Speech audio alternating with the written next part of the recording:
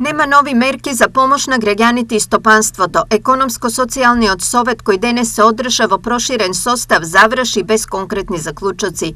На седница на советот, освен владини представници, присуствуваа и од бизнис секторот, кој ги потврдија своите барања за итна помош на стопанството кое во спротивно ќе крахира. Клучно за нив е да се обезбеди поевтина струја, чија цена сега е неиздржлива за нив.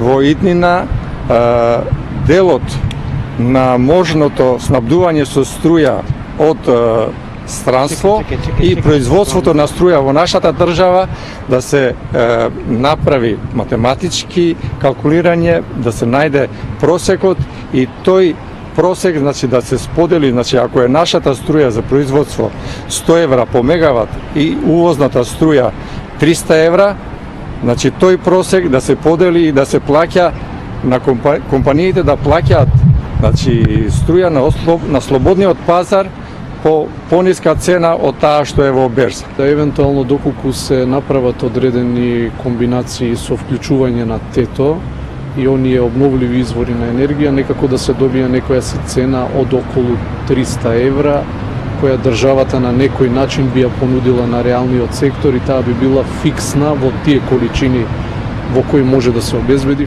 Со своји барања излегоа и од синдикатот од каде се залагаа и за враќање на платежните картички за најсиромашните граѓани.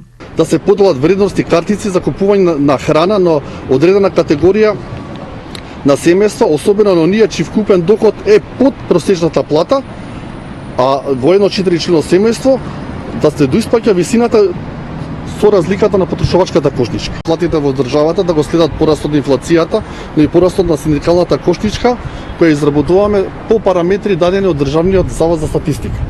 Второто барање, бараме доследна примена на одредбите од колективните договори за усогласување на платите согласно порастот на инфлацијата. Трета точка, бараме проширување на досегашните антикризни мерки со замрзнување на маржата кај досега определени продукти, како и проширување на повише други прехранбени продукти.